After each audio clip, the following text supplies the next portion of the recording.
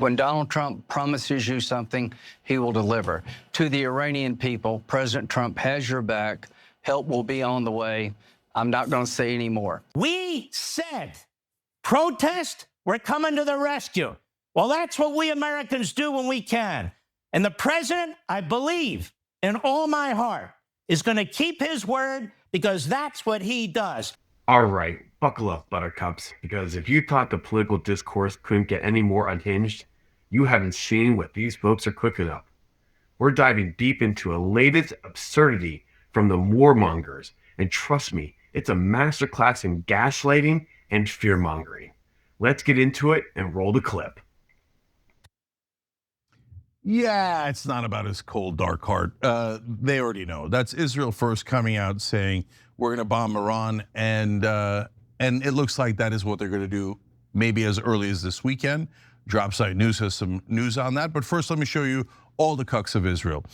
Ted Cruz said we should be arming the protesters in Iran now for the Iranian people to overthrow the Ayatollah, a tyrant who routinely chants death to America would make America much, much safer.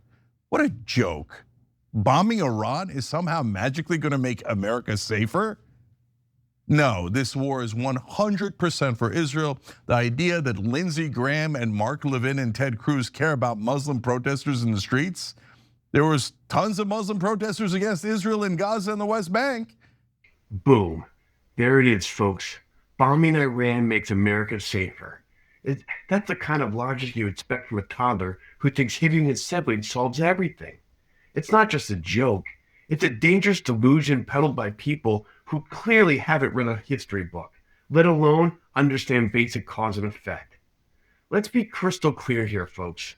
The idea that Lindsey Graham, Mark Levin, or even Ted Cruz suddenly developed some profound care for Muslim protesters in Iran is frankly insulting to anyone with an ounce of critical thinking.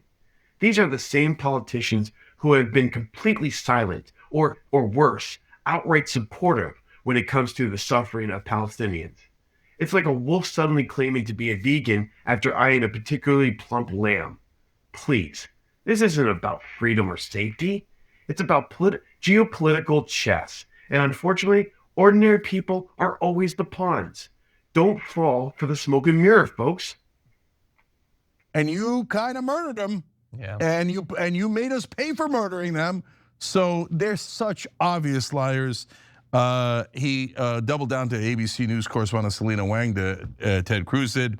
Senator Cruz tells me the US should arm Iranian protesters right now. If the protesters had the ability to fight back, I think it would change the outcome significantly. He said in the next 6 months, we could see the regime fall in Iran, in Venezuela, and in Cuba. So the neocons are celebrating, yes, Donald Trump, the warmonger neocon, just like he promised you on the campaign trail, right? Yeah. Yeah, I told you he was full of crap. So Mark Levin, meanwhile, used a tactic that seems specifically to get Trump's attention, okay? Let's watch. Iran has interests far beyond its borders, and we are enemy number one. They've tried to assassinate our president 2 or 3 times, and they've threatened to kill our president in the last 3 weeks 5 times. Does that tick anybody off? Does that tick us off? It ticks me off. No regime should be able to threaten our president and still exist. The idea that if they kill our president, we will wipe them off the map, excuse me, they don't get to kill our president. That regime needs to be wiped off the map now. That's right, I said it. So let's start right there. All right, so John, you want to weigh in on that one? They don't get to kill our president. We're gonna kill all of them. Like we get to kill their president. It seems like we just took out the Maduro. Like it kind of seems like that's the flavor of the day, Mark Levin. Why are you freaking out so much? So, and by the way, he loved when they killed the leader of Hezbollah, they killed the leader of Hamas, they deposed the leader of Syria. There's nothing that Mark Levin likes more than murdering the leaders of other countries and organizations as long as you're doing for Israel. And in fact, he says it in this case. We're gonna wipe them off the map, murder them all. I'm worried about the protesters and their lives. Oh, are you, Mark? Are you? And he's like, oh, we would never threaten the president. Today we found out in the Epstein files that they're saying that Trump was co-opted by Israel. Now that doesn't mean that it's true. It's just an allegation in the files. But no, Israel would never threaten a president. By the way, Israel also threatened Bill Clinton. Apparently they knew about the Monica, this is a well-known fact now, public fact. They knew about the Monica Lewinsky affair before it was public, and they threatened Clinton with it. That is amazing. I mean, by the way, that is a remarkable story. That's what allies do. Hold up. Did you just hear that? Israel, a supposed steadfast ally, allegedly blackmailing a sitting US president with deeply personal information before it even broke publicly? That's what allies do, he says, dripping with sarcasm and honestly. It's a chilling accurate in the shadowy world of politics. This isn't some conspiracy theory for a dark corner of the internet. This is a well-known fact being discussed in the context of how foreign influence operates. It completely shatters the illusion of unconditional friendship and reveals a much darker transactional relationship. Imagine if Russia or China had this kind of dirt on a US president and leveraged it. The outrage would be deafening.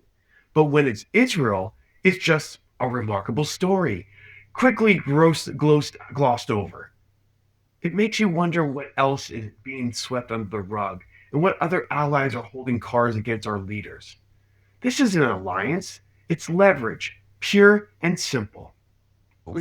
Yeah. Imagine Canada's like, oh, we got Clinton. Okay, let's go. We're taking North Dakota. Okay, or whatever they want. But the press is like, I don't see it. I don't see anything. I don't see Israel at all. I can't see Israel. Where's Israel, right? So anyway, so they're all agitating towards war. And by the way, that whole thing of Iran trying to kill Trump, I always thought that was the most absurd, ludicrous thing I'd ever heard. There's these two random white guys having nothing to do with Iran. They just keep saying, oh, it was Iran, and never have any evidence. I found out recently that Israel might be using Iranian agitators here to try to cause chaos and then blame it on Iran. So like, sure. So Mark Levin and the Israel First might know something about Iranians here, but not on the side you think they're on, okay? And so that is a very weird, disturbing thing to talk about, hey, there's Iranian assassins in the country. Whose side are they on? Like, that's insane. There's no, all right, anyways, I don't want to get sidetracked on that because we now have, I'll get back to John Bolton, I'll get back to how much these guys work for Israel, but pretty clear indication from Drop Site News that the bombing might happen as early as this weekend, which to me makes sense. I'll tell you why in a second, but first, they're reporting. Senior US military officials have informed the leadership of a key US ally in the Middle East that the President Donald Trump could authorize a US attack on Iran this weekend. Multiple sources have confirmed to Drop Site News strikes could commence as early as Sunday. The ally was informed if the US decides to move forward. And here's what I'm telling you, they are going to move forward. Now, why do I say that so confidently? Number one, we've moved an entire armada, as Trump refers to it, into the area. We don't normally do that for no reason. The last time we did it was Venezuela, and we saw what happened there. And so number two, we are not currently in negotiations with Iran. So Trump is saying, well, if they don't give us what we want in the negotiations, we're going to bomb them. But we're not in negotiations with them. So that means we're definitely going to bomb them. And so Lindsey Graham is saying, oh, help is coming soon, wink, is not subtle. He's just saying, I know already, we're going to attack Iran. Yeah. So I've got more, but John, what do you think? Yeah, I only really have 2 points I want to add because I've been talking about this for so long because I've been expecting this to begin. One, when he's like, Donald Trump cares about the protesters there. Donald Trump in an interview said that if Iran assassinated him, there are orders to the military to destroy the entire country, which would presumably include all of those innocent protesters. So I don't actually believe that. And my prediction, this is a wild prediction, I don't think it's going to start on Sunday. I think it's going to start before then, because one of the patterns that I've noticed, that I know a lot of people have, is that the Trump administration is clearly gaming the prediction markets to personally profit off of everything that happens in the news. And so if they know it's going to happen on Friday night or Saturday night, then they get in their bets, and what do they need to do? They need to pump it up, make sure that they're the ones that win. So you leak this story that it's happening on Sunday. Lots of people invest money into it on the wrong day. and then your bet pays off even more. They've been doing it on all sorts of stuff. Again, don't bet your money based on anything I say, but my prediction would be that it happens before Sunday. So why do I say Lindsey Graham and Ted Cruz speak for Israel? Number one, they say it all the time. Ted Cruz says that he literally went into the Senate to serve Israel, which is an outrageous thing to say, and also a bizarre thing to say. Imagine if the senator from Texas was like, I went into the Senate to serve Paraguay. You'd be like, why? What a weird thing to do, right? So, okay, let's show you AIPAC tracker, Lindsey Graham, $1 million, but these are the bare minimum numbers. It doesn't count the super PACs where most of the money goes. Ted Cruz, $1.8 million, really 1.9. And again, that's a drop in the bucket for what they really want. So then, of course, it's not just politicians, it's the media. They're like, rah, war. Wait, now, wait a minute, why do I say that? Are they really saying it? Well, Politico had an interesting article today about polling of Trump's voters, of the country, but also of Trump voters in regards to war. And I saw the polling, and it looks pretty bad for Trump. The headline was, Trump's base wants to go to war, loves war. I'm like, what? That's not what the polling says at all. And throughout the entire article, they're like, you see, this proves it, this proves it. Now, let me give you the numbers. They say about 50% of Trump voters backed military intervention in Iran, the most of any foreign target. That number rose to 61% of respondents who described themselves as MAGA Republican Trump supporters. Now, wait a minute, there's two ways to look at that, John. So you could say, oh, wow, even though he ran as an anti-war guy, 50% of his voters still say, go to war with Iran. I mean, that's a hypocrisy and an interesting point. No problem with pointing that out. The other way to look at it is, holy cow, half of Trump's voters go, even though I voted for Trump, I totally disagree with him on going to war with Iran. Sure. That is a giant number. And they're being propagandized to support it. Yeah. And still, yeah, I think both views are totally legitimate. Yeah, and so if you wrote a nuanced article and saying both of those things, or if you said, hey, wow, half of Trump's voters say Trump is wrong about attacking Iran, that's a good headline. That's a big headline. The entire article on Politico is about rah, MAGA wants this war so bad. That's not what the numbers say at all. And so they want it so bad as 95%, 90%, 85%. Yeah. Not half of your own voters saying no, not the whole country, your own voters. And there it is, the classic media spin cycle in full effect. Politico twisting numbers like a pretzel to fit a pre-approved narrative. Trump's base wants war, they'd scream, when the actual data shows a much more complex and frankly anti-war sentiment among a significant portion of his voters. It's propaganda 101. If the facts don't fit your agenda, just reframe the entire damn conversation. They want you to believe there's this overwhelming bloodlust or conflict. But when half of a specific demographic, a group often painted as a monolithically pro-war, said, nah, we're good, that's a huge story. But no, that nuanced truth doesn't sell papers or push the interventionist agenda. So they cherry pick, they aggravate, they manipulate, all to make it seem like America is chomping at the bit for another disastrous military venture. It's dishonest, it's dangerous, and it's why you can't trust mainstream media to give you the full picture. It's such a shame. So, and then look at how they frame things. 65% of Trump voters support the US taking military action against at least one of several potential target countries, including Iran, Greenland, Cuba, Colombia, China, and Mexico. And so now they piled all those up together. They're like, oh, they really, if you look at the numbers, they don't want war. So why don't we add them all together so we can do the headline of, oh, Republicans want war, the voters want war. No, they don't. No, they don't.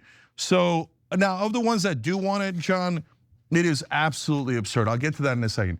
But if you're tired of our country serving Israel, operationconsequences.com, okay? So that's our URL where we're just asking you guys, make a pledge. You want to make it in your mind and not sign it, or you want to sign someone else's pledge, I don't care. But the most important thing is, if they give $1 more to Israel going forward, just vote against them in your own primary, Republican or Democrat, it doesn't matter. Vote against them. Why are we funding these insane wars and this genocide? We would never do it for any other country, and everyone knows it. So it's mental. And if you take money from the Israeli lobby, obviously you're raising your hand and saying, I am representing them and not you. So there you have it. From alleged blackmail to media manipulation, the forces pushing us towards another pointless war are relentless and deeply entrenched. But we don't have to fall for it. The only way to stop this madness is to hold our politicians accountable, demand transparency, and refuse to be pawns in their deadly games. So tell me, if you're fed up as I am, hit that like button, subscribe, and share this video. Let's make sure these leaders know that we see through their charades. And remember, the power is truly in our hands if we choose to use it. Stay vigilant, stay informed, and don't let them drag us into another war. God forbid, I hope not another war.